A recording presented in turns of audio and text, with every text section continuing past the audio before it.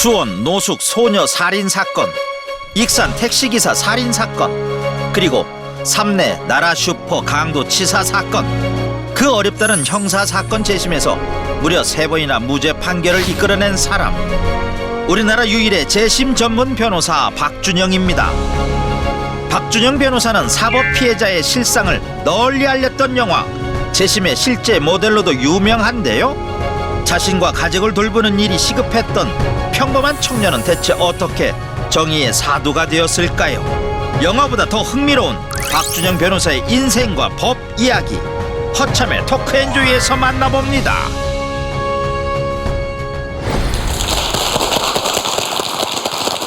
재심 전문 변호사라고 저희가 소개를 해드렸는데, 이 변호사님 말고 재심을 다루는 법조인이 혹시 또 있습니까? 시국 사건에 대한 재심은 많이 하고 있죠. 그런데 일반 형사 사건에 대한 재심을 주로 하는 변호사는 거의 없는 걸로 알고 있습니다. 참 존경스럽습니다. 감사합니다. 영화를 보면서 야, 저런 변호사도 다 있나 했는데 실제로 뵈니까 정말 좋습니다. 감사합니다. 영광입니다. 저도 반갑습니다. 재심 자체가 성립되는 게 어렵다고 들었거든요. 그러다 보니까 재심 공판이 열리는 경우도 사실 많진 않잖아요. 예, 그렇습니다. 왜냐하면 우리가 확정 판결, 그러니까 법적 안정성을 또 중시할 수밖에 없거든요. 신급 제도를 취하고 있기 때문에. 그래서 확정 판결이 쉽게 뒤집힌다는 것 자체도 문제가 있는 겁니다. 그래서 이 재심은 거의 일반 형사 사건의 경우에는 하늘의 별 따기라고 얘기도 하고 있습니다. 영화를 보면서도 저 그런 생각이 들었었어요. 그런 어려운 일을 하고 계시는 재심 전문 변호사, 국내 유일의 박준영 변호사님을 만나고 있는데요. 박준영 변호사님은 어떤 길을 걸어오셨는지 저희 숫자 프로필을 통해서 만나보도록 하겠습니다. 첫 번째 숫자 보여주세요. 그죠? 1. 질풍노도와 같은 10대를 보낸 탓에 고등학교 졸업장도 간신히 땄다는 박준영 변호사님. 이후 운 좋게 목포대학교 전자공학과에 입학, 새 삶을 찾는가 했으나 이 역시 본인의 길이 아니었다고 생각하셨나 봐요. 정확히 1학년 1학기를 마치고 학교를 중퇴하셨다고 합니다. 네, 맞습니다. 다음 숫자 보여주세요. 29. 이후 어떻게 살아가야 할지 고민하다가 사법시험에 도전을 하십니다. 공부한 지 5년째인 29살이 되던 해 꿈에 그리던 40횟수의 영광을 맞이하게 됩니다. 29. 네, 세 번째 숫자 보여주세요. 2008. 국선 변호사로 활약하던 중 2008년 1월 운명처럼 수원 노숙소녀 살인사건과 만나게 됩니다. 우리나라 최초의 형사사건 재심 판결을 이끌어내시는데요. 이후 잘못된 판결로 고통받는 약자들의 편에 서기로 결심하셨다고 합니다. 마지막 숫자 보여주세요. 2016. 동분서주한 끝에 지난 2016년엔 오랜 시간 매달려온 삼내 나라 슈퍼 살인사건과 익산 택시기사 살인사건 둘 모두 재심에서 무죄 판결을 이끌어내는 데 성공하십니다. 우리나라에서 유일무이한 재심 전문 변호사로 우뚝 서 계시는 우리 박준영 변호사님 숫자 프로필이었습니다. 상당히 유명한 사건입니다. 그죠? 네. 예, 전부 다 본인이 맡아 진행하신 거란 얘기 아닙니까? 어쩌다 보니까 그렇게 됐습니다. 본인들이 직접 도와달라고 하는 경우는 제게는 그렇게 많지는 않았습니다. 네. 수원 노숙소녀 사건 같은 경우에는 제가 국선 변호를 하면서 맡게 됐고요. 네. 익산 택시기사 살인 사건 그리고 삼내 나라 슈퍼 사건 같은 경우에는 본인들이 저를 찾아오진 않았습니다. 익산 사건은 한 방송사 기자분이 부탁을 했었고요. 삼내 사건 같은 경우에는 익산 사건을 하면서 이제 자료를 수집하는 과정에서 제가 알게 됐고 이제 찾아 나섰던 사건입니다. 여러 사건들이 지금 언급되고 있는데요. 사건들을 좀 들여다보면서 이야기를 자세히 나눠보도록 하겠습니다. 박준영 변호사를 있게 만든 사건들 3번의 재심이라고 저희가 이름을 붙여봤는데요. 사건 하나하나 만나보도록 하겠습니다. 첫 번째 사건 보여주세요. 그죠? 네.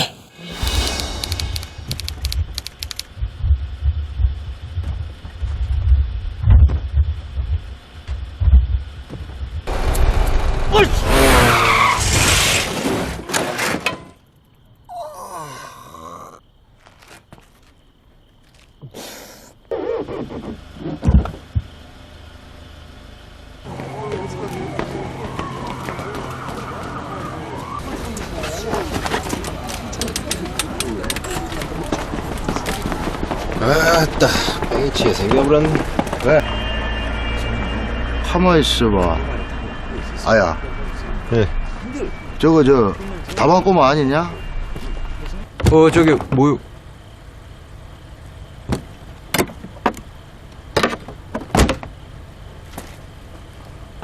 이게 뭐냐? 최근 늘고 있는 약촌의 청소년 강력범죄 예방 차원에서 법정 최고형을 부여하겠습니다. 피고인 조현우에게 15년형을 선고하겠습니다. 말도 안 돼. 말도 안 돼.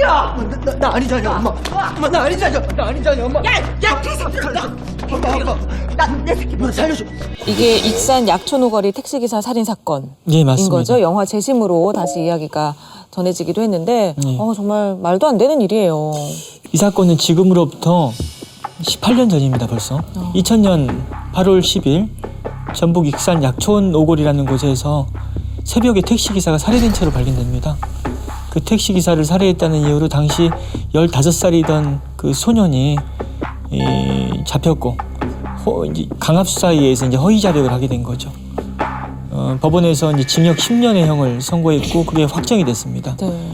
그런데 이제 복역하던 중에 진범이 따로 있다는 제보가 익산 옆 동네인 군산경찰서에 접수됩니다.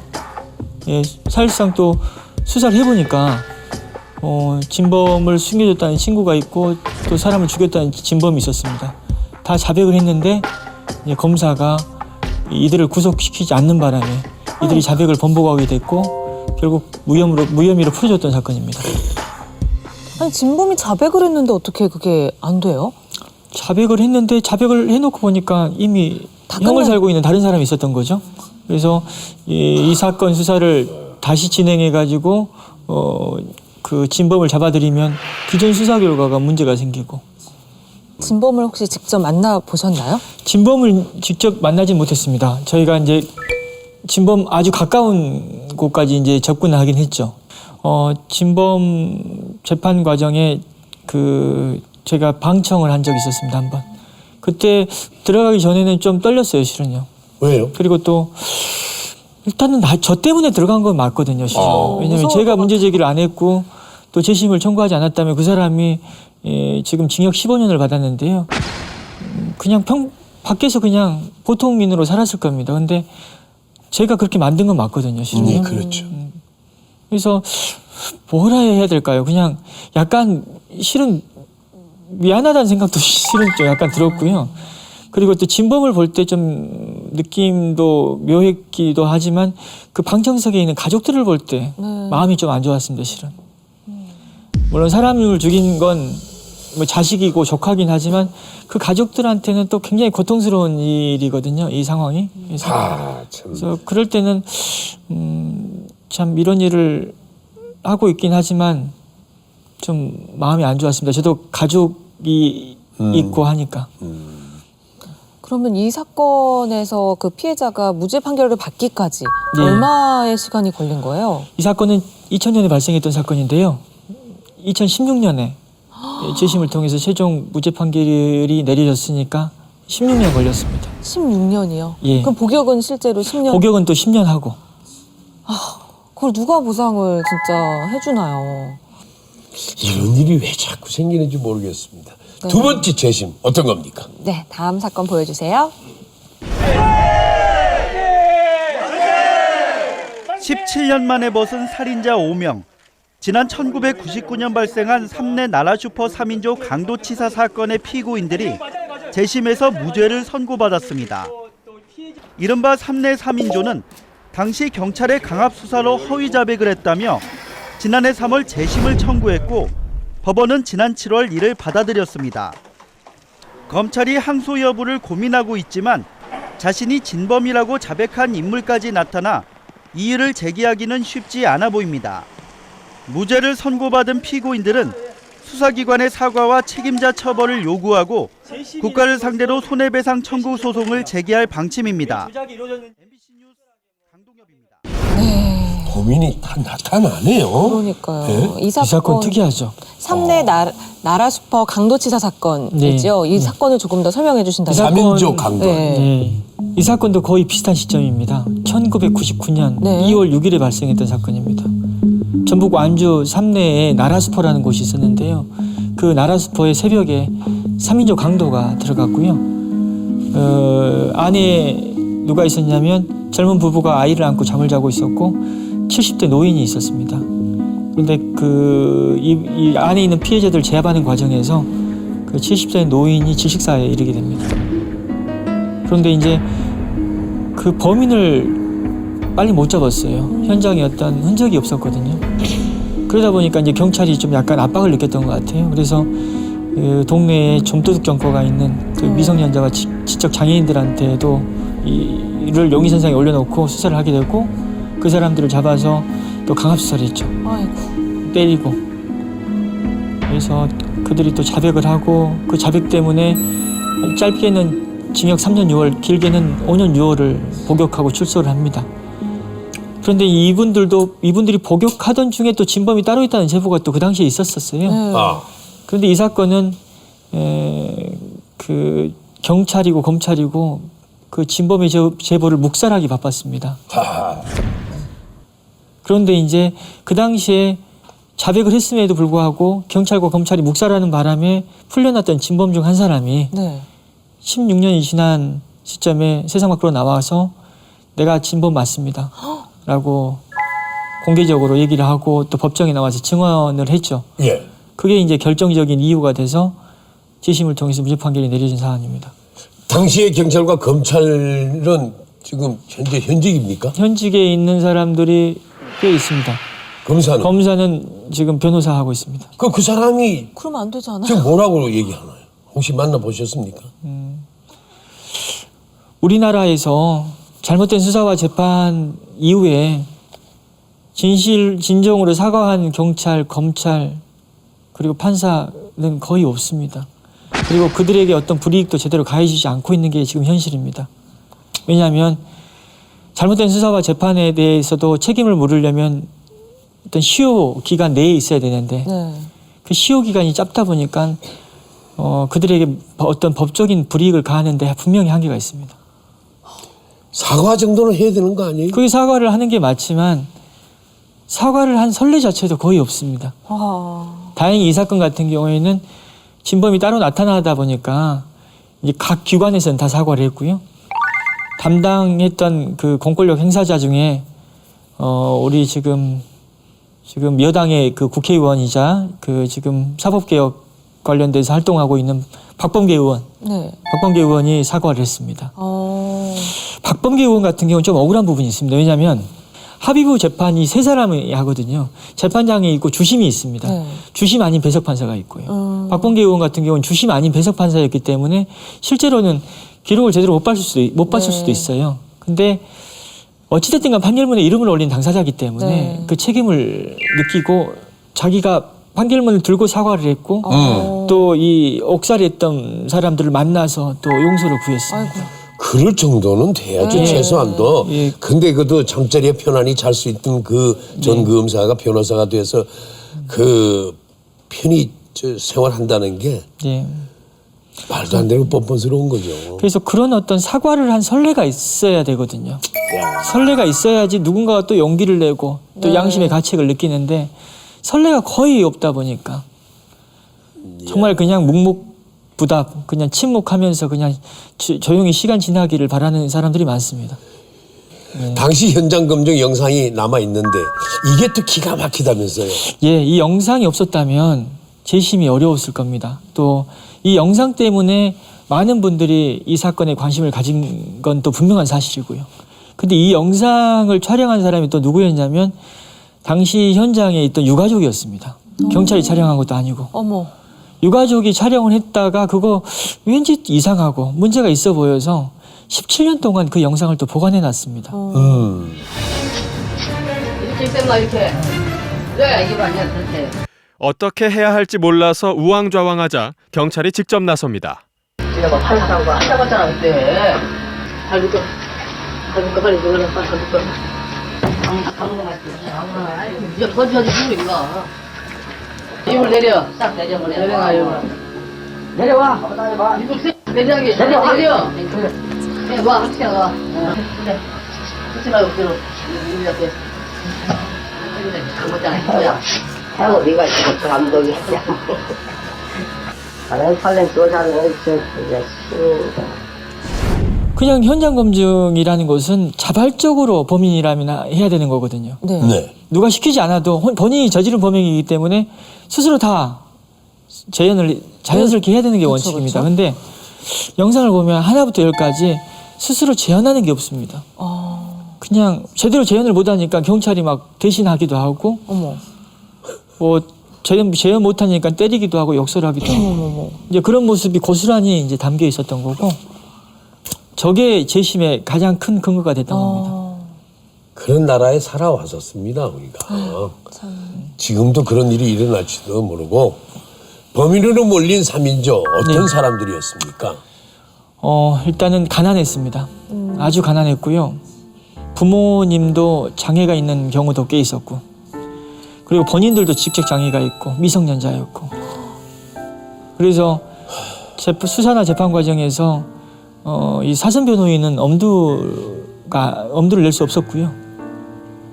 굉장히 뭐 좋지 않은 조건 하에서 본인들도 열악했고 또 도와주는 사람도 열악했기 때문에, 그리고 또 이들을 상대로 또 강압 수사가 또 이루어졌습니다. 그래서 안타까운 상황이죠, 실은. 굉장히. 범인을 만드는 과정을 보면은 익산 사건하고도 굉장히 비슷하지 않나라는 생각이 들어요. 공통점이 좀 많죠? 공통점이 있습니다. 일단은 익산 사건이나 3대 사건의 공통점은 다 같이 미성년자이거나 지적 장애인, 우리가 흔히 말하는 사회적 약자라는 게 공통점이고, 그 사회적 약자를 상대로 우리가 헌법이나 우리 여러 법은 보호해야 한다라고 규정이 되어 있지만은 현실에서는 오히려 강압 수사를 하고 그들의 어떤 인권을 침해했다는 점이 공통점이고요. 또 이들이 복역하던 중에 진범이 따로 있다는 제보가 있었고, 또 진범에 대한 수사가 이루어져서 자백이 있었음에도 불구하고 이 자백을 무시하고 그 진범들을 풀어줬다는 아주 잘못된 뭐 여러 가지 잘못들이 개입돼 있었죠. 야, 정말 안타까운데. 네. 자, 어쨌든 마지막 사건도 또 한번 봐야죠. 네. 뭡니까? 지난 2007년 5월 경기도의 한 고등학교에서 10대 소녀가 숨진 채 발견됐습니다. 당시 경찰은 노숙하다 폭행당해 숨진 이 소녀의 살해 용의자로 노숙인 정모 씨와 강모 씨를 검거했습니다. 8개월 뒤 검찰은 폭행 가담자가 더 있다며 16살 김모군 등 노숙 청소년 5명을 추가로 기소했습니다. 하지만 김 군 등은 검찰의 강요로 허위 자백했다는 주장이 받아들여져 2년 뒤 무죄 판결을 받았습니다. 뒤이어 작년 10월엔 정 씨가, 어제는 마지막 피해자 강 씨까지 재심을 통해 무죄 판결을 받았습니다. 그 노숙을 하던 또 지적 장애인 2명이 잡혔고, 그 2사람이 이제 재판을 받았고 형이 확정됩니다. 그런데 그 2사람 외에 진범이 따로 있다는 제보가 이제 검찰청이 접수가 되고, 그 제보에 기해서 그 청소년 5명을 잡아들입니다. 총 7명이 이 사건의 범인이다라고 지금 검찰이 주장했던 사건입니다. 저는 그러니까 2명이 이미 형이 확정된 이후에 이제 5명이 추가로 잡혔던 것이고, 그 5명에 대한 국선 변호인이 저였습니다. 처음에는 그 5명이란 사람, 5명이나 특히나 한 사람도 아닌 5명이 사람을 죽였다는 자백을 했잖아요. 그래서 그걸 또 검사 앞에서 했고, 또 이걸 못 믿을 이유가 없습니다. 그래서 제가 그 아이들을 변호하는 과정에서 오히려 아이들을 의심했는데, 기록을 보고 또 그 아이들에게 관심을 갖던 청소년 상담 복지센터 선생님들이 있었거든요. 그분들이 매일 찾아왔었습니다. 아이들 억울하다고. 그 선생님들의 도움을 받아가지고 기록을 분석하고 현장을 찾아가 보니까 정말 아이들이 억울한 거예요. 그래서 아이들의 어떤 재판 과정에서 이제 무죄 변론을 했던 것이고 무죄 판결이 내려졌습니다. 그런데 변론을 하다 보니까 당초에 잡혔던 두 사람들도 범인이 아닌 건 거예요. 아하. 아니 그럼 7명 용의자 다 모두가 무죄였던 거예요? 예. 다 꿈인 거죠. 그래서 아이들에 대한 무죄 판결을 받고 나서 그 앞서 유죄 판결을 받았던 두 사람에 대한 재심을 청구했던 겁니다. 그래서 그 두 사람이 재심을 통해서 무죄 판결을 받았습니다. 그럼 진범은 잡혔나요? 진범이 안 잡혔습니다. 이 사건은 공소시효도 끝났습니다. 공소시효도 끝나고. 예. 이게 또 약자기 때문에 예. 뭐 노숙을 예. 하셨고 학생들이고 예. 약자기 때문에 더 그런 일이 벌어지는 걸까요? 그렇죠. 아무래도 돈 있고 빽 있는 사람의 자식들이거나 그런 사람들이라면 함부로 수사를 못 하죠. 그래서 약자기 때문에 어찌 보면은 수사 과정에서 더 인권 침해가 없도록 배려를 해야 되는데 또 현실은 또 그렇지 않지 않습니까? 실제로 우리도 나보다 좀 약간 없어 보이고 좀 약해 보이는 사람한테 함부로 대하는 게 좀 보편적인 사람들의 심리거든요. 뭐 그걸 옹호하자는 건 아닙니다. 다만 우리가 그런 심리가 있기 때문에 법과 제도가 그들의 약자의 어떤 권익을 보호하기 위해 어떤 조치를 취하고 절차를 진행해야 된다라고 규정을 하고 있음에도 불구하고 따르지 않아서 문제가 발생한 거죠. 뭔가 조치가 취해줘야 되지 않을까요? 그렇게 할 수 있는 방법이 없을까요? 네. 문제 제기를 계속 하죠. 문제 제기를 계속 하는데 문제는 뭐냐면 그들에게 불이익을 가하는 주체도 그들이 속한 기관이다 보니까 첫 번째 그런 문제점이 있고요. 두 번째는 또 누구나 이런 실수는 할 수 있는 거 아니냐라는 어떤 그런 관점에서 바라보는 경우도 꽤 있고요. 또 세 번째는 아까 말씀드린 바와 같이 시간이 지나면 뭐든지 사실을 밝히는 데는 분명히 또 한계가 있습니다. 작년이죠. 우리들의 변호사라는 책을 쓰셨어요. 예. 그 책에 보면 당시 사건 판사, 검사 등등에서 피해자에게 용서를 구해야 할 인물들의 이름을 다 써놓으셨다고요. 예. 괜찮은 겁니까 그거요? 먼저 제목 한번 더 언급하겠습니다. 왜냐하면 책이 너무 안 팔려가지고요. 많이 봐주세요. 예, 우리들의 변호사입니다. 우리들의 변호사. 예, 그리고 작년에 책을 한 권 더 냈어요. 네. 지연된 정이라고 2권 냈습니다. 지연된 정입니다. 우리들의 변호사와 지연된 정의. 지연된 정의. 예. 네. 뭐 2권이나 냈다고 욕심쟁이 아니냐 하실 수 있는데요. 또 물 들어올 때 배 띄워야 되는 거고 또 아무리 잘못을 한 사람이라 하더라도 그 사람의 이름을 적시해서 책이나 이런 어떤 기사를 통해서 드러나게끔 한다는 것 자체는 법적으로 문제될 소지가 있습니다, 실은. 명예훼손이나 이런 거. 그런데 이제 그걸 감수하고 언급했던 이유가 뭐냐면 일단 이들의 잘못으로 인해서 그 피해를 받은 사람들의 그 상황이 너무나 안타까웠고요. 또 지속적으로 문제 제기를 했음에도 불구하고 계속 침묵했다는 거죠. 그리고 또 전혀 어떤 자신의 책임을 인정하는 어떤 태도도 보이지 않고 있고 앞으로는 이런 일이 있으면 안 되겠다는 생각도 있고 그래서 좀 과감하게 그냥 책에다 썼습니다. 예. 본인이 생각하는 대로 살 수 있는 용기는 대체 어디서 나오는 겁니까? 이제부터 좀 약간 그 작가님이 좀 방송 재밌게 좀 해달라고 했는데 앞에 너무 무거운 얘기가 많이 나왔어요. 사건 이야기다 보니까. 우리는요 그걸 무겁다 생각 안 해요. 근데 전혀 새로이 접해보는 그런 얘기를 제가 좀 웃으면서 할 수도 없고요. 왜냐면 그들의 고통이 너무 커서. 네. 근데 지금부터는 좀 재밌게 해보겠습니다. 국선 사건을 어떤 사명감 갖고 했던 건 아니거든요. 뭐 이런 우리 사회에 요구하는 학벌이나 배경이 없다 보니까 사선 사건이 없었어요. 그래서 그냥 국선이라도 많이 해야지 먹고 살 수 있었으니까요. 근데 그 사건을 하면서 이제 수원 노숙소녀 사건이라는 저의 첫 인생 사건을 만나게 된 거죠. 네. 그 수원 사건을 또 정의롭게 해결하니까 또 이와 유사한 사건들에 대한 의뢰가 들어오고 이제 막 한 거고 또 저도 그런 사건에 관심을 갖게 된 거고 그래서 이제 어쩌다 보니까 이렇게 하게 됐던 거고 뭐 아까는 뭐 2008년부터 제가 이제부터 약자의 편에 서야겠다라고 결심했다고 하는데 그건 네. 아니었어요. 왜냐면은 그 사건을 갖다 그때 맡았던 거고 네. 그냥 어떻게 하다 보니까 그렇게 된 거고 근데 이제 갈수록 이제 이게 사람의 삶을 돌이킬 수 없게 만들어버린 이유가 그게 뭐냐면 영화 재심 이후부터는 더 분명해진 것 같아요. 재심에서 영화 속 변호사가 너무 정의롭잖아요. 사람들이 영화 보고 나서 자꾸 정의로운 변호사의 모습을 읽으려고 애를 쓰니까 그러니까 제가 그렇게 똑바로 살아야 된다는 부담감 때문에 네. 그냥 그렇게 좀 살 수밖에 없게 돼버렸어요 지금. 그래서 제가 어떤 의지가 있다기보다는 사람이 상황이 그렇게 또 만들어버린 경우라고 저는 생각하고 있죠. 네, 박준영 변호사님과 함께 재심 이야기 나누고 있는데요. 이번엔 분위기를 조금 바꿔서 영상을 하나 준비했습니다. 변호사님이 어떻게 일을 하고 계시는지 저희가 동행을 해봤거든요. 화면에 담아왔습니다. 함께 보고 오시죠. 서울 서초구에 위치한 변호사 교육관. 이곳 5층에 박준영 변호사의 사무실이 있다. 최근 맡게 된 사건의 의뢰인과 함께 재판을 준비 중인 박준영 변호사.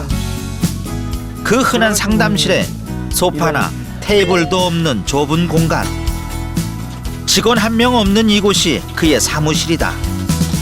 11월 8일 날 잡혀가셨고요. 11월 9일 날 영장 나왔고.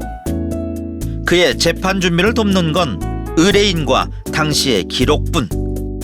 여기는 서울지방변호사회에서 이런 공익활동한다고 이제 무료로 제공해줬습니다. 하면서 또 영리 목적 사건을 수임하면 이도저도 아닌 상황이 벌어집니다, 실은. 그래서 비용은 최소화시키고 공간을 이렇게 접을 수밖에 없고 또 직원이 없을 수밖에 없습니다. 박준영 변호사가 요즘 매달리고 있는 건 1990년 발생한 부산 엄궁동 2인조 살인사건의 재심. 당시 범인으로 지목돼 무려 21년이나 옥살이를 했던 장동익 씨가 현재 의뢰인이다. 부산에 있는 낙동강변에서 한 여성이 시신으로 발견되고 특진의 눈이 먼 경찰들이 무고한 시민 2사람을 잡아서 허위 자백을 하게끔 하고 그 허위 자백에 근거해 가지고 무기징역을 받게끔 한 사건입니다. 잠깐 이야기 좀 합시다 하고 데리고 가더라고요. 그래서 영문도 모르고 따라가니까 사학경찰서로 가게 됐습니다. 부산에. 막 두들겨 패더라고요. 그건 진짜 태어나서 언어심 그날 맞은 것 같아요. 거꾸로 매달린 상태에서 수건에다 얼굴을 가리고 물을 붓고 이러니까 사람이 본능적으로 막 몸부림을 치게 되더라고요. 거꾸로 매달린 상태에서. 그렇게 장동익 씨는 살인을 저질렀노라 고백했고 21년이란 세월을 감옥에서 지내야 했다. 강산이 2번이나 변하는 긴 세월. 가족 중 그 누구도 그 시간을 온전히 버텨내지 못했다. 제가 안에 있다 보니까 또 이혼도 하고 그리고 2003년도에 어머니가 돌아가시고 아버지가 돌아가시고 그게 참 제가 안에 살면서도 그게 제일 힘들었던 거고 또 애한테 공부하면서 연필 한 자루도 못 사주고 또 어린 시절 까자부시래기 하나 못 사준 게 그게 진짜 제일 마음에 걸리더라고요. 오전 일과를 마치고 사무실을 나서는 2사람. 요즘은 어디를 가든 늘 이렇게 함께 다닌다. 박준영 변호사의 다음 일정은 대학생들을 상대로 한 강연. 재심을 준비 중인 사건과 사건 속 기구한 사연을 세상에 알리는데 강연보다 더 좋은 방법은 없다. 오늘은 이제 아무래도 이제 청년들이기 때문에 우리 많이 힘들어하잖아요, 청년 세대들이. 근데 우리는 희망이 있다. 이제 그 희망에 대한 얘기를 한 거죠, 오늘. 그리고 또 어떤 사건을 통해서 또 세상은 바뀔 수 있다. 우리가 더 적극적으로 관여하고 노력하자. 그런 취지입니다. 인권과 법 그리고 정의에 대한 박준영 변호사의 솔직한 이야기. 진심이 느껴지는 그의 이야기에 앉아있던 사람 모두 금세 숙연해진다. 그리고 이제 사연 속 그 인물 장동익 씨가 연단에 오를 차례. 이 자리에 그 21년 5개월 동안 오란 옥살이 하신 분이 지금 같이 왔습니다. 잠깐 얘기 들어도 되겠죠? 진실을 밝혀야만이 또 제가 떳떳하다는 걸 보여줌으로써 또 변호사님도 보람도 느낄 거고 더듬더듬 이어지는 그러나 확신에 찬 그의 강연. 청중들은 그의 이야기에서 무엇을 보고 느꼈을까? 억울함을 가지신 채로 그런 고통을 받으셨는데 그동안에 저분을 구제해 줄 수 있는 국가기관들이 많았는데 도움을 줄 수 없었다는 것에 너무 마음이 아팠었고 100% 재심됩니다. 무죄 판결 나올 거고요. 그 시기의 문제지. 다만 이 사건이 이제 굉장히 파급 효과가 큰 사건이기 때문에 이 사건의 의미를 어떻게 계속 살려갈 수 있을 것인가? 그것도 이제 사회적인 어떤 의미를 어떻게 던져줄 수 있을 것인가? 그 부분에 대해서 이제 고민을 좀 해봐야 됩니다. 모두가 대단하다 치켜 세우지만 자신은 결코 특별하지 않다고 이야기하는 박준영 변호사. 그는 특별한 사람이 아닐지도 모른다. 하지만 그가 이끌어낸 특별한 재심 판결이 우리 사회를 조금 더 정의롭게 만들었다는 건 분명한 사실일 것이다.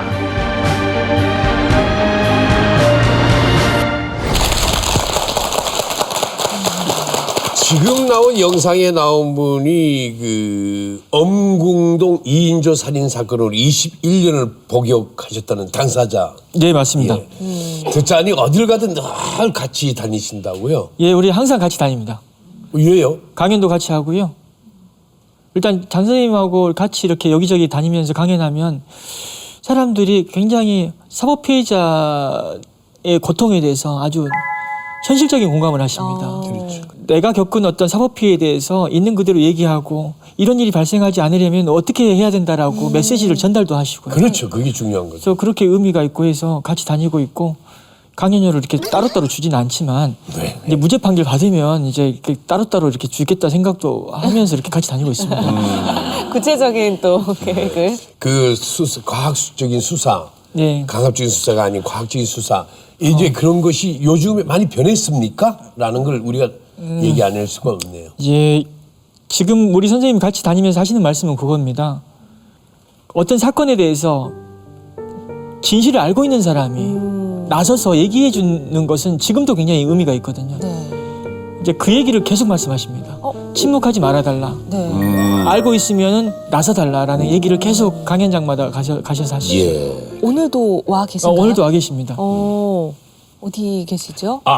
예, 선생님 저기 잠깐 일어나서 인사 한번 해주십시오. 선생님. 반갑습니다. 네, 반갑습니다. 고생 많이 하셨고 또 좋은 일도 많이 하시고 제2의 그 선생님 같은 분이 없게 하기 위해서 그렇습니다. 예. 이 사건이 또 유명해지게 된 이유가 네. 당시 선생님을 변호하셨던 분이 지금 대통령이 되셨죠. 네, 대통령 되셨죠. 그래요. 문재인 대통령께서 이 사건의 2심과 3심 변호사였습니다. 네. 뭐 대통령에 대한 어떤 지지 여부를 떠나서 네. 그분이 능력 있는 법조인이라는 건 부인할 수 없는 사실이거든요. 또 그 당시 기록을 보면 최선을 다해서 변호한 건 맞습니다. 하지만 당시 상황상 이제 유죄가 나왔던 거죠. 물론 아쉬움이 없었던 건 아니지만요. 그분이 대통령이 되기 전에 사석에서 그리고 또 이런 방송 인터뷰를 통해서 30년 변호사하면서 가장 한이 남는 사건이고 정말 억울하게 생각하고 무죄가 꼭 밝혀졌으면 좋겠다라고 얘기하셨습니다. 예. 당시에도 그럼 좀 이건 이상하다. 말이 안 된다. 예. 장동익 씨 외에 나서서 좀 도와주고 싶은 사람, 그런 사람이 안타까운 사람이 또 있습니까? 혹시? 있죠. 또 이제 다음 사건 또 진행해야 되고요. 예. 그런데 이제 도와달라는 호소는 또 엄청납니다. 근데 이제 사람의 어떤 개인의 역량은 한계가 있기 때문에. 그렇죠. 혼자 아닙니까? 그래서 하고 있는 일도 안 되겠구나 이게. 그래서 제가 사무실 주소나 전화번호를 공개하지 못하고 있는데 이건 굉장히 비정상적인 일이죠, 실은. 근데 하루빨리 정말 어떤 시스템이 만들어져야 된다 생각을 하고 있고요. 여기서 또 강조를 해야 되는데요. 또 사건 수임을 제가 안고 있거든요. 왜냐하면 이런 사건을 해야 되니까. 그래서 이렇게 강연을 많이 다닙니다. 근데 또 강연이 주 수입이 되고 있습니다. 그래서 뭐 고등학교, 대학교, 관공서, 뭐 기업 여기저기 불러주는 대로 다 가고 있습니다. 그게 또 이제 또 좋은 일 하시기 위한 밑거름이 되는 거니까요. 예, 기반이 되는 거죠. 그럼요. 네, 결혼하시고 가족 있잖아요. 여기 가족들도 제가 애가 셋이나 돼가지고. 아이고. 더 열심히. 의무를 다하기 위해서 열심히 노력하고 있습니다. 예. 강의도 좀 많이 불러주십시오. 그래서 좋은 말씀도 많이 좀 드리시고. 꼭 같이 불러주셨으면 좋겠고 강연료를 따로따로 책정을 좀 해주셨으면 좋겠다. 구체적인 또 요구사항이 있었습니다. 근데 저는 이야기를 나누면서 궁금한 게 딱 어떤 이런 사건을 만났을 때 이 사람이 무죄다. 네. 이건 재심을 해야 된다 확신이 있어야 되잖아요. 그런 확신은 어디서 얻으시나요? 일단은요. 사건을 이제 의뢰를 받거나 또 사건을 찾았을 때 먼저 보게 되는 것은 이 사건이 언제 발생했던 사건이고 또 지금까지 억울함을 계속 주장해 왔는지 또 누가 함께 했는지를 봅니다. 억울하지 않은데도 불구하고 억울함을 주장한다는 거 물론 있을 수 있는 일이지만 오랫동안 하기는 어렵습니다. 네. 그것도 시간과 비용이 드는 일이기 때문에 네. 그래서 길게 또 진지하게 또 누군가 함께 억울함을 주장했다면 뭔가 억울한 지점이 있는 겁니다. 그리고 당사자를 만났을 때 느낌이 있거든요. 사람들은 뭐 야 네가 관상도 보냐라고 하실 수 있는데 가까이에서 오랫동안 얘기를 나누다 보면 집요하게 때로는 질문을 던지거든요. 거짓말을 하면 느껴집니다. 눈이 느껴져요? 한순간 돌아가고요. 약간 불안해하고. 그래서 이제 면담을 통해서 이제 또 감을 잡고요. 또 기록을 또 꼼꼼히 보죠. 그러면서 이제 이건 할 만한 사건이다, 안 할 사건이다 구분합니다. 영화 재심의 실제 모델 박준영 변호사님과 함께하고 있는데요. 영화를 보면은 처음에 정우 씨가 뭔가 돈만 밝히는 그런 캐릭터로 나오잖아요. 그게 어떻게 보면 좀 변호사님의 캐릭터를 조금 반영을 한 걸까요? 세상에 돈 싫어하는 사람 누가 있겠어요? 돈은 좋은 겁니다. 돈은 좋은 건데 필요한 거죠. 네. 또 때로는 좋은 거고. 하지만 영화 속에서가 저렇게 막 드러내놓고 밝히진 않았죠. 영화는 그런 부분 좀 약간 억울하긴 한데 네. 그래도 영화가 저를 너무 또 이렇게 많이 띄워주고 해서 그렇다고 해서 감독님한테 어떤 불만한 얘기는 함부로 못 하죠. 그렇게까지 밝히진 않습니다. 그럼 변호사가 된 이유가 뭡니까? 변호사를 하게 된 이유는 인생에서 뭔가 변화를 주고 싶었어요, 실은요. 나도 좀 뭐라 해야 될까, 인생 역전이라고 해야 될까요? 아니면 뭔가 한 방을 노렸던 거죠, 실은요. 한 방을 노렸던 게 이제 고시였던 거고요. 그래서 고시를 또 공부를 하는 과정에서 또 어려움은 있었지만 또 운이 좋았습니다. 그래서 1점 차로 제가 사법시험 합격했거든요. 그래서 뭐 굉장히 저는 운칠기삼이라고 하잖아요. 네. 운이 제게는 또 많이 작용했습니다. 그래도 굉장히 공부를 좋아하던 학생이었나요? 어떻게 공부를 그렇게 좋아하진 않았어요. 인생 역전을 꿈꾸는데 사법시험을 누구나 도전하는 건 아니잖아요. 어떤 아이였어요 어릴 때? 욕심이 많았죠. 욕심. 네, 욕심이 많았습니다. 욕심이라면 잘 고집인가? 욕심이 많았습니다. 어렸을 때 저희 부모님은 장사를 했거든요. 그리고 또 학교도 중학교밖에 못 나왔고, 근데 자식들은 잘 가르쳐서 뭔가 월급 받는 공무원이 되기를 원했었습니다. 근데 공무원이 되려면 공부를 잘해야 되는 거고, 근데 이렇게 욕심이 있으면 뭔가 잘하겠구나라는 생각을 하셨던 것 같아요. 저는 욕심이 있습니다. 지금도 욕심이 있고요. 욕심이 고시를 하게끔 했던 것 같고, 또 욕심이 이런 재심 사건에 또 결과를 내게끔 만들었죠. 청소년기에는 방황도 많이 하셨다고? 방황 많이 했죠, 제가. 어떤 방황을 하신 거예요? 가출 시도 때도 없이 했습니다. 그리고 또 너 남의 물건 훔치는 것도 좀 많이 했고요. 네? 또 남의 물건 훔치기도 했고. 일단 가출해서 방황할 때 어디 가서 저기 먹고는 살아야 되니까. 네. 그래서 못된 짓도 했죠. 집에 있는 물건을 갖고 나가서 남의 거를 집에 있는 물건 갖고 나가서 가출했죠. 근데 가서 또 생활하는 기간이 길어지다 보면 잘못된 짓을 했죠. 때로는 친구들하고 같이 간 거예요? 친구들하고 같이도 하고. 그리고 또 제가 걸리지 않았다 뿐이지 암수 범죄가 꽤 있습니다. 이거 뭐죠? 제가 변론을 할게요.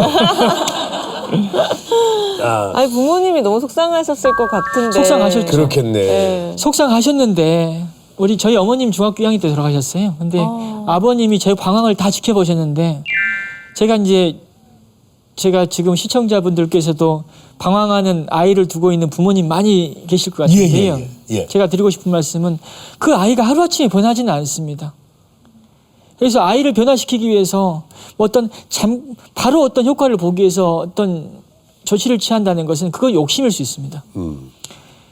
진지하게 길게 보셔야 된다는 거죠. 그리고 또 절대 포기하면 안 된다. 포기하지 않으면 언젠가 변화는 찾아온다. 막연하지만 그 믿음을 가져달라는 거죠. 아버지가 그렇게 해주셨나요? 저희 아버지가 그렇게 해주셨죠. 근데 안타깝게도 아버님께서는 사법시험에 합격한 것도 보지 못한 채 돌아가셨다고요. 네, 그렇습니다. 부모님 입장에서는 자식이 그래도 어느 정도 어떤 사회적으로 의미 있는 어떤 성과를 내는 걸 보고 돌아가셨다면 얼마나 좋았겠습니까? 근데 그것은 이제 개인적으로 부모님의 삶이 좀 안타깝죠. 그 아버님 돌아가신 후에는 이제 또 가장으로서 새어머니와 네 동생을 또 건사하셨다. 아니 뭐 새어머니께서 저를 잘 돌봐주셨어요. 네. 많이 돌봐주셨고 또 새어머니 안 계셨으면 저는 절대 이 자리에 설 수 없습니다. 뭐 어디서 뭐 방황하고 있거나 아직도 정신 못 차리고 있었을 겁니다. 근데 그게 돌봐주셨기 때문에 이제 제가 합격한 이후에는 이제 제가 또 능력이 되는 한도 내에서 그래도 어찌됐든 제가 뭐 은혜를 갚는다라는 표현이 적절한지 모르겠지만 제가 사람 도리를 하려고 했었죠. 힘들진 않으셨어요. 식구가 많잖아요. 그러니까 돈 벌릴 때는 그래도 감당했는데요. 재심 사건이나 이런 이게 탈북민 간첩 사건 이런 사건을 좀 했었거든요. 그리고 공익 사건 하면서 경제적으로 어려우셔서 이제 우리 가족들한테도 많이 영향을 미쳤죠. 그래서 다들 다 같이 힘들었습니다, 실은. 예. 지금은 이제 다시 좀 많이 좋아지고 있고. 네. 강연이 많이 들어오면 좋을 것 같습니다. 많이 불러주세요. 재심 전문 변호사 솔직한 말씀 감사합니다. 박준영 변호사님과 함께하고 있는데요. 이번에는 내 인생의 사진을 만나보도록 하겠습니다. 박준영 변호사님의 인생을 바꿔준 내 인생의 사진은 어떤 순간일지 만나보겠습니다. 그죠? 오, 군대에 있을 때이신 것 같은데요. 젊은 청년이. 배우 정우랑 잠깐 비교 좀 해보십시오. 오, 이게 아까 오프닝에 자신감을 가지신 이유가 있었어요. 진짜 한 고집하게 생겼네, 성격이. 예? 외모가 살아있네, 카리스마가 있네. 이 사진을 내 인생의 사진으로 뽑은 이유. 꼽은 이유는 남자들은 군대 갔다 와야 정신 차린다는 얘기 있지 않습니까? 예. 저는 실은 군대 갔다 와서 정신 차리는 케이스입니다. 이게 시골에서 고등학교를 졸업하고 목포대학교 이제 전자공학과를 진학을 했는데 이제 1학년 1학기를 마치고 바로 군대를 가게 됐습니다. 군대를 갔는데 저긴 거기서 이제 새로운 세상을 경험한 거죠. 어렸을 때 제가 가장 많이 들었던 얘기 중에 하나가 우물안 개구리라는 얘기를 정말 많이 들었습니다. 섬에 살다 보니까. 근데 저는 그 말의 의미를 이해하지 못했어요. 왜 우리가 우물안 개구리야? 배 타고 육지 나가면 넓은 세상 볼 수 있고 똑같은 하늘 보고 사는데 근데 군대 가서 아 내가 우물안 개구리였구나라는 생각을 하게 됐어요. 왜요? 왜냐면 지금은 부모 잘 만나고 코너링 좋아야지 운전병 되는데 그때만 해도 인물 좋으면 운전병 했거든요. 이렇게. 운전병이셨구나. 운전병이었습니다. 난 또 무슨 책상에 왜 앉아 있어요, 그럼요? 운전병에서 장부 정리하고 있었습니다. 주행 기록 정리하고 있었는데 운전병을 했는데 제가 어떤 차를 운전했냐면 대대장님 차를 운전했었습니다. 육사 출신의 30대 후반의 중령이었습니다. 그 성공을 지향하는 엘리트였거든요. 성공을 지향하는 엘리트의 모습을 제가 가까이에서 군복무를 하면서 보게 된 거죠. 야, 사람이 이렇게 살 수 있구나라는 거 그때 처음 봤어요. 너무 멋졌습니다, 실은. 그분이 이제 나중에 또 별도 달았고요. 그러고 나서 이제 군 복무 후에 이제 밖에 나와 보니까 또 나도 저렇게 살아보고 싶은데 그런 욕심이 있었고 그게 이제 고시를 보게 된 동기 중에 또 하나가 된 거죠. 내가 니한테 그런 영향을 줬다는 걸 나는 전혀 못 느꼈다. 몰랐다. 근데 네가 그렇게 좋은 영향을 받았다니까 참 기분 좋다라고 하셨거든요. 제가 이 말씀 듣고 어떤 얘기를 강연장에서 하냐면 되도록이면 주변에 영향을 주는 만남을 많이 가져달라. 그 아이 입장에서는 일생에서 정말 뭔가 터닝 포인트가 되는 의미를 발견할 수 있다라는 얘기를 많이 하거든요. 그런 말씀 많이 드립니다. 그 군대 그 선임을 따라서 사법시험을 보셨다는. 예, 선임 따라서.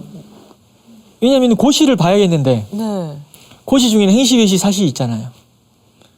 셋 중에 뭘 할까 고민했는데 주변에 행시나 외시하는 사람이 없었습니다.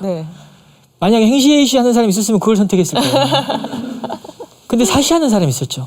우리 군대 한 달 고참이. 그분이 신림동에 공부하러 간다는 거예요. 그래서 저도 같이 가자 해가지고 그래서 사법시험을 준비하게 됐고 그분 따라가서 신림동에서 공부를 하게 된 겁니다. 참, 그 굉장히 우연한 기회네요. 그러니까 이제 인생이라는 게 저 같은 경우에 제 의지와 무관한 어떤 상황에 의해서 사람이 만들어질 수도 있다라는. 예. 대대장도 그렇고 그렇죠. 스님도 스님. 그렇고 영향력을 크게 안겨주네. 예, 그러니까 사람들이 사람을 만듭니다. 사람들이 사람을 만든다. 예, 저희 뭐 돌아가신 어머님, 아버님이 저를 만들어 주셨고 새어머니가 계셨고 그리고 또 제가 방황할 때 지켜봐줬던 또 포기하지 않고 또 나쁜 애라고 규정짓지 않고 지켜봐줬던 많은 어른들이 있거든요.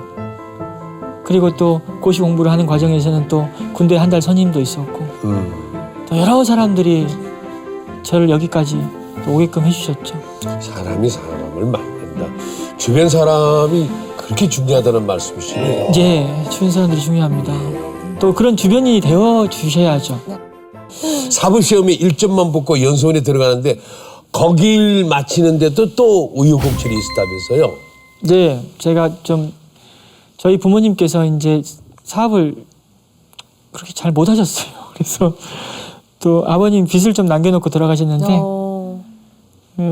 제가 또 상속을 받았고요. 근데 연수원 다니면서 신용대출이 좀 꽤 됩니다. 근데 그 대출을 받아서 이제 저를 이제 부모님, 아버님 돌아가시고 나서 저를 도와줬던 이제 친척분한테 빌려줬는데 또 그게 좀 잘못됐어요. 그러다 보니까 이제 연수원 다닐 때는 이제 카드 돌려막기 하면서 다녔는데요. 초반에 카드를 돌려막기 하기까지. 네, 그게 제가 빚 때문에 힘든 사람들 다 그렇게 하지 않습니까? 저도 그렇게 이제 하다가 너무 힘들어가지고 그래서 연수원을 제가 1년 쉬었습니다, 실은. 그 얘기도 책에 다 나옵니까? 그것도 우리들의 변호사라는 책에 다 언급이 되어 있습니다. 야, 카드 돌려막기 경험 안 해봤죠? 안 해봤죠. 한 사람들 다 참 이해된다. 야, 이런 분이 이렇게까지 했었다고. 야, 생각지도 못할 일인데. 다들 이제 출세했다. 뭐 이렇게만 생각하지. 만약에 그러지 않고 제가 살았다면 또 이 자리에는 또 오지 못했을 겁니다. 또 다른 삶을 살았을 거예요. 그러니까 어떤 순간의 어떤 불행이 꼭 나쁜 것만은 아니라는 거죠. 또 나중에 어떻게 또 작용할지는 모르는 겁니다. 어떤 순간에 어떤 불행이 꼭 나쁜 것만은 아니다. 예. 사실 법조계라는 게 학벌 뭐 굉장히 중요하고 그런 게 큰 영향력을 끼치는 세계잖아요. 이 자리 잡기가 많이 쉽지는 않으셨지 않을까 싶어요. 힘들었죠. 정말 힘들었죠. 정말 힘들었다. 물론 고시 합격한 사람이 뭐 그런 거 갖고 힘들다라고 할 수 있겠냐 하실 수 있는데요. 사람이 어떤 기대가 큰 상황에서 막상 현실은 야 여기서도 학벌 배경 인맥이 좌우되는구나. 그리고 또 학벌 배경 인맥이라는 것이 또 가까운 사람으로부터 또 어떤 배신을 당했을 때는 참 정말 각별하게 다가옵니다. 예를 들어서 제가 섬 출신이기도 하고 하다 보니까 저는 제 섬 사람들 향후들이 다 제 잠재적 고객일 것이다라고 생각하고 또 우리 아버지 9남매 엄마 7남매 해서 또 반개월조까지 다 제 잠재적 의뢰인이라고 생각했는데 막상 변호사를 하다 보니까 그분들도 저한테 사건을 안 맡겼어요. 실은. 그런 모습을 보면서 처음에는 굉장히 속이 상했고 이게 현실이구나라는 생각을 하게 된 거죠. 지금은 이해해요. 왜냐면 인생의 송사라는 게 평생에 한두 번 있는 일인데 검증이 안 된 조카나 친구한테 맡길 이유가 없지 않습니까? 그래서 그런 어떤 환경 속에서 좀 약간 자존심도 상하고 하다 보니까 제가 어찌됐든 간에 능력 있는 사람이 되어야겠구나. 인정받아야겠구나라는 욕심을 안 가질 수 없었습니다. 그러다 보니까 이런 재심 사건에서 또 제가 어떻게 해서는 이걸 해결해가지고 TV에도 나오고 또 이런 신문에도 나오고 해야겠구나 라는 그런 생각을 하게 된 거죠. 부인께서는 뭐라고 말씀하시죠? 저는 이렇게 밖에서 있었던 일을 잘 얘기 안 합니다. 집에 가서. 왜냐면은 얘기하면 싸움 나고요. 그래서. 왜요? 안 좋은 얘기를 하는데 뭐 굳이 뭐 집에서 좋은. 근데 어느 정도 이해는 하고 있어요. 제 상황이나 제가 하는 일에 대해서 어느 정도 이해는 하고 있는데 모든 걸 있는 그대로 고백하면 이상합니다. 그러면 좀 집안 분위기 안 좋아져. 하지만 가장 제가 이런 일을 할 수 있게 하는 가장 큰 동력은 힘은 가족입니다. 이해를 해주고 또 때론 배려를 해주고 또 응원을 해주기 때문에. 예, 응원도 해주고. 맡은 사건 모두가 재심에서 무죄 판결을 받았죠. 맞습니까? 그러니까 될 만한 사건만 한 거죠, 실은. 그게 당연하지 않습니까? 그럴 수밖에 없는 게 왜냐면 네. 재심은 한 번의 진검승부거든요. 예, 진검승부. 예, 그래서 될 만한 사건으로 가능성을 높일 수 있는 사건을 고를 수밖에 없습니다. 예. 판사분이 딱 무죄라고 외치는 그 순간에 느끼는 감정이 좀 남다르실 것 같아요. 그렇죠. 네. 재심은 요즘에 그렇게 막 이 망치로 때리지는 않습니다. 망치 없어진 지 오래됐어요. 안 해요? 요즘 안 합니다. 영화에서나 나오는 거고요. 영화에서 그런 겁니까? 네, 요즘 안 때. 국회에서나 그 봉 두드리지. 법정에서는 그게 없어진 지 오래됐습니다. 시간이 오래 걸리다 보니까 어느 순간에 딱 어느 지점에서는 야 이게 되겠구나라는 지점이 있습니다. 그때부터 나면 그때부터는 이제 사람의 감정도 될 것 같다라고 할 때 굉장히 굉장히 업되죠. 그러다가 이제 시간이 계속 길어지다 보면 어느 순간에 딱 무죄 판결을 선고할 때는 실은 좀 무덤덤해요. 실은 될게 됐다. 될게 됐다라는 생각을 많이 하고. 예. 오히려 좀 약간 그래서 사람들은 막 그런 뭐 저의 어떤 이런 기쁨과 이런 격한 감정에 대한 인터뷰를 듣고 싶어 하는데 뭐 그렇게 막 이미 그 과정에서 과정에서 많이 사람이 좀 박준윤 변호사에게는 법이란 대체 뭘까요? 법은 저는 약자를 보호해야 한다라고 얘기를 많이 합니다. 왜냐하면 우리가 법이 만들어지는 과정을 들여다보면 여러 어떤 이익단체나 어떤 권력자들의 압력에 의해서 그들의 어떤 권익이 반영되는 구조거든요. 그래서 소외받는 사람들이 법이 만들어지는 과정에서 그들의 가치가 반영되지 못하는 경우가 많습니다. 이런 경우에 만들어진 법은 공정하지 못하고 공평하지 못한 법이 되는 거죠. 그런 법을 갖다가 그냥 형식적으로 집행한다면 그것 자체가 정의롭지 않을 수 있습니다. 그래서 때로는 법은 약자의 관점에서 약자의 이익을 배려하는 약자를 보호하는 집행이 필요하다라고 저는 생각합니다. 예. 그 저울은 공평해야지만 법조인의 심리적 저울은 약자 쪽으로 조금 기울어져 있어야 한다. 맞습니까? 맞습니다. 네.